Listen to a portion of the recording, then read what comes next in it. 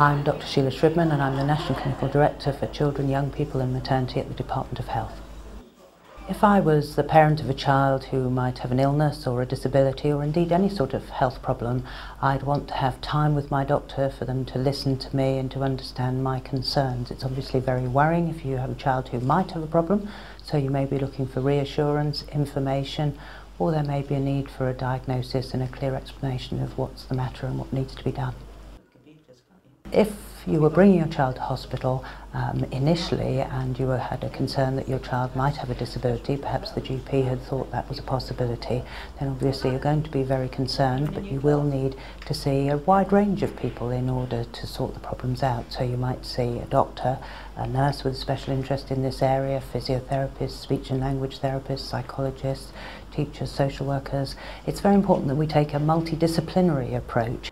It's about putting the child and the family in the centre of what is provided and making sure all of those needs are met.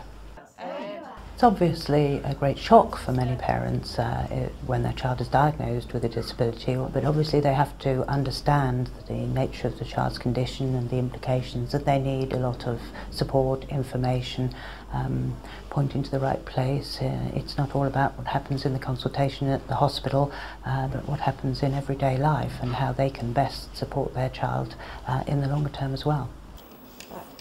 Children respond best if they're in their usual surroundings, and of course young children like to play, so if you're designing a facility in a practice or a clinic or in a hospital, you want to make them feel relaxed and enjoy as much as possible their experience. So you need an appropriate range of toys and facilities. You need something for the very young, something for babies, toddlers, children in the middle years, but also something for adolescents and teenagers who otherwise don't like to come to a very childlike environment, especially as they're growing up. Okay. It'd be good. Some children who have a disability, we can detect that early on and initiate treatment. We've just screened our 2 millionth baby in the country looking for hearing loss. We can now test newborn babies soon after birth, and should they need support with hearing aids or even the new cochlear implant, that can be provided early on in a child's life and prevent lots of problems later on. When a child and family come to the outpatient clinic, they may need no tests at all. Perhaps it's just about listening and talking, and then the problem can be sorted out without any tests.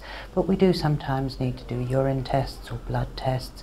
We certainly usually weigh and measure children, measure their blood pressure, so those would be routine activities in the clinic. For those with particular problems, we might then need to do scans or to do further investigations to see what the problem's all about. In order to ensure that we deliver excellent services for children and families, we really need to make sure that we take their needs and opinions and views into account, and we put them at the centre of everything that we do. We've always tried to do that in the health service. We haven't always got it right, but we're trying very hard to make sure that we really benefit families in the future by meeting their needs as best possible and supporting them throughout the changes in their life that may occur.